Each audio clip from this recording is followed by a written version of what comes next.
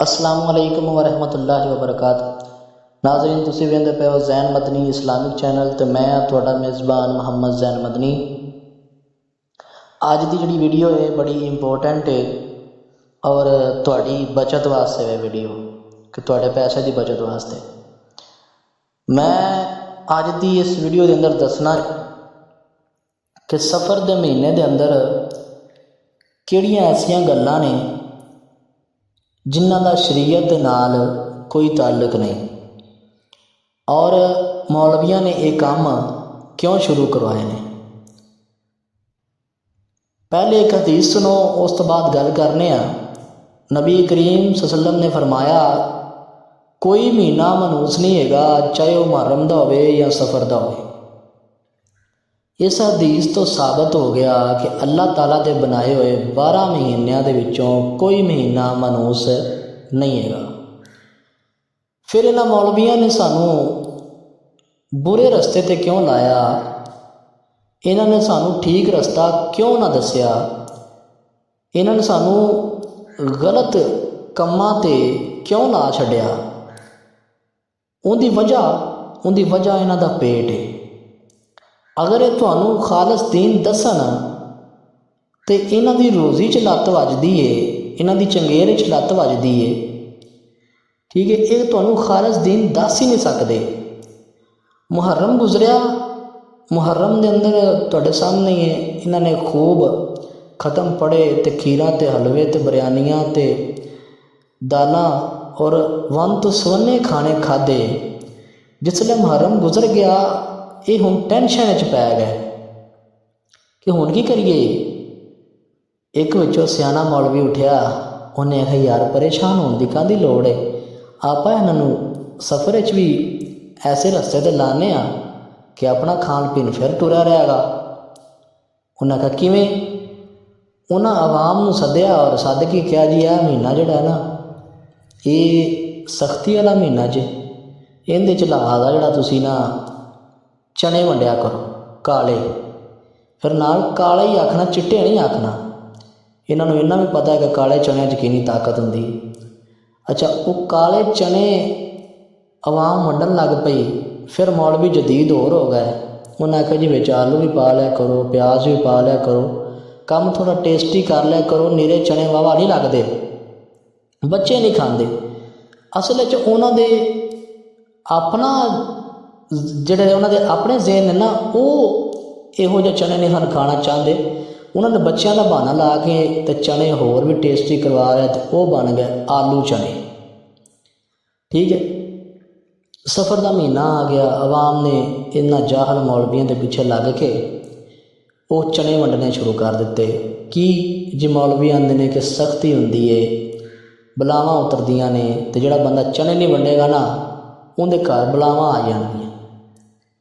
ठीक है, इन्हां दा शरीयत दे नाल कोई ताल्लुक नहीं जे। ना मेरे नबी ने ऐसा काम किया है, ना सहाबा ने ऐसा काम किया है, और ना मेरे नबी ने फरमाया कि सफ़र का महीना मनूस है। हालांकि मैं पहले हदीस सुना चुकिया वा कि आप सल्लल्लाहु अलैहि वसल्लम ने फरमाया कि कोई महीना मनूस नहीं हैगा। तो फिर तुसां सफ़र के महीने नूं मनूस क्यों समझ लिया? सिर्फ और सिर्फ इन्हां मौलवियां दे पिछे लग के। ये मौलवी तुहानूं बिदआत की तरफ लैके जा रहे हैं। नबी करीम सल्लल्लाहु अलैहि वसल्लम ने हिज्जतुल विदा के मौके पर फरमाया सी कि मैं जाहलीयत दियां रस्मों रिवाज नूं ख़त्म कर चलना। ठीक है, तो तुसी उन्हां रस्मों रिवाज नूं फड़ के ते बिदआत की तरफ आ गए जे। बिदअत के बारे आपने फरमाया कुल्लु बिदअतिन ज़लाला व कुल्लु ज़लालतिन फिन्नार। हर बिदत गुमराही है और हर गुमराही जहन्नम की तरफ लैके जाने वाली। आप सल्लम ने फरमाया बिदत के बारे, जड़ा बिदती है ना उनके बारे फरमाया है कि बिदत जड़ा है ये ज़ना तो वड्डा गुनाह है।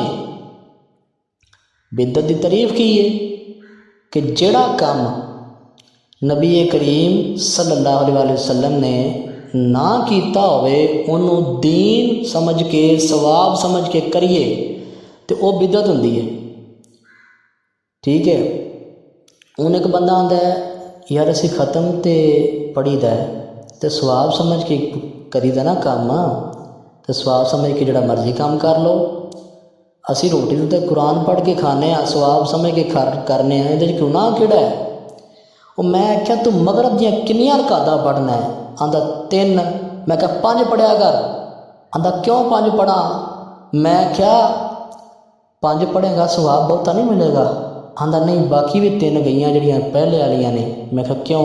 ਆਂਦਾ ਉਹ ਮੇਰੇ ਨਬੀ ਨੇ ਨਹੀਂ ਪੜ੍ਹੀਆਂ, 2 ਅਜ਼ਾਫੀ ਨਹੀਂ ਪੜ੍ਹੀਆਂ, ਮੈਂ ਇਸ ਵਾਸਤੇ ਅਗਰ 2 ਅਜ਼ਾਫੀ ਪੜ੍ਹਾਂਗਾ ਤੇ ਮੇਰੀਆਂ ਉਹ ਵੀ ਗਈਆਂ।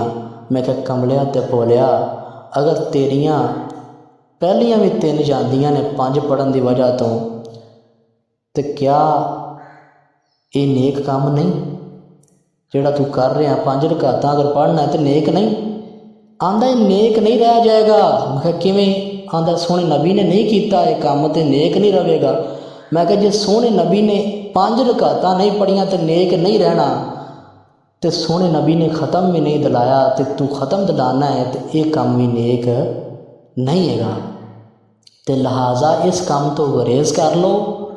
ਇਹਨਾਂ ਤੁਹਾਨੂੰ ਲੁੱਟ ਕੇ ਖਾਣਾ ਹੈ ਔਰ ਲੁੱਟ ਕੇ ਖਾ ਰਹੇ ਨੇ।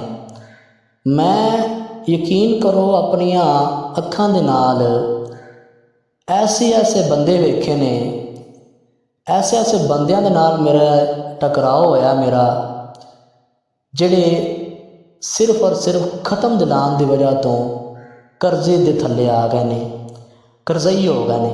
ਮੌਲਵੀਓ, ਖੁਦਾ ਦਾ ਖੌਫ ਕਰੋ, ਇਸ ਆਵਾਮ ਨੂੰ ਨਾ ਲੁੱਟੋ। ਇਹ ਪਹਿਲੇ ਹੀ ਹਕੂਮਤ ਦੇ ਹੱਥੋਂ ਬੜੀ ਤੰਗ ਏ, ਮਹਿੰਗਾਈ ਦੇ ਹੱਥੋਂ ਬੜੀ ਤੰਗ ਏ, ਇਹਨਾਂ ਬਿਜਲੀ ਦੇ ਬਿੱਲਾਂ ਦੇ ਹੱਥੋਂ ਬੜੀ ਤੰਗ ਏ। ਉਹ ਪਹਿਲੇ ਖੁਦਕੁਸ਼ੀਆਂ ਕਰਕੇ ਮਰਦੀ ਪਈ ਏ ਕਿ ਅਗਰ ਤੁਸੀਂ ਉਹਨਾਂ ਨੂੰ ਲੁੱਟਣਾ ਸ਼ੁਰੂ ਕਰ ਦਿੱਤਾ ਤੇ ਉਹ ਤਾਂ ਵਿਚਾਰੇ ਮਰ ਗਏ ਨਾ ਥਾਂ 'ਤੇ।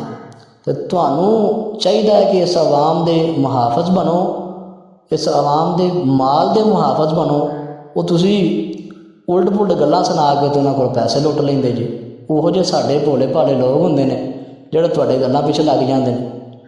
ਉਹ ਸਮਝਦੇ ਨੇ ਸਾਡੇ ਮੌਲਵੀ ਸੱਚ ਪੈ ਆਉਂਦੇ ਨੇ, ਹਾਲਾਂਕਿ ਮੌਲਵੀ ਸੱਚ ਨਹੀਂ ਜੀ ਆਉਂਦੇ ਪਏ, ਗੱਲਾਂ ਝੂਠ ਨੇ ਸਾਰੀਆਂ ਹੀ ਜਿਹੜੀਆਂ ਮੈਂ ਤੁਹਾਨੂੰ ਦੱਸੀਆਂ ਨੇ ਕਿ ਮਹੀਨਾ ਮਨਹੂਸ ਹੈ ਤੇ ਚਣੇ ਵੰਡੋ ਤੇ ਬਲਾਵਾਂ ਤੁਰਦੀਆਂ ਨੇ ਤੇ ਇਹ ਸਖਤੀ ਵਾਲਾ ਮਹੀਨਾ, ਸਭ ਗੱਲਾਂ ਫਜ਼ੂਲ ਨੇ। ਇਹਨਾਂ ਮੌਲਵੀਆਂ ਨੇ ਆਪਣੇ ਕੋਲੋਂ ਬਣਾਈਆਂ ਜੇ। ਨਾ ਇਹਦਾ ਕੁਰਾਨ 'ਚ ਤਾਂ ਕੋਈ ਜ਼ਿਕਰ ਹੈ, ਨਾ ਇਹਦਾ ਕੋਈ ਹਦੀਸ 'ਚ ਜ਼ਿਕਰ ਹੈ। ਮੇਰੇ ਸੋਹਣੇ ਨਬੀ ਦੀ ਜ਼ਿੰਦਗੀ ਤੋਂ ਐਸਾ ਕੋਈ ਕੰਮ ਜਿਹੜਾ ਨਾ ਉਹ ਸਾਬਤ ਨਹੀਂ ਹੈਗਾ।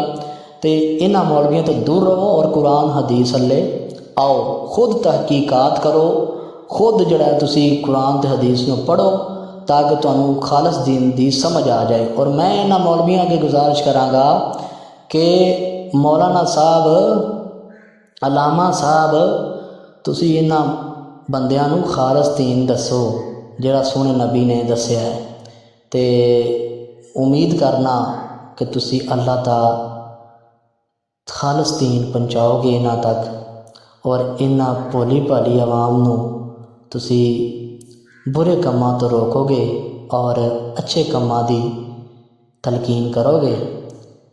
ਵਾਖਿਰ ਦਾਵਾਨਾ ਅनिल हम्दुलिल्लाहि रब्बिल आलमीन। अस्सलामु अलैकुम व रहमतुल्लाहि व बरकातुहू।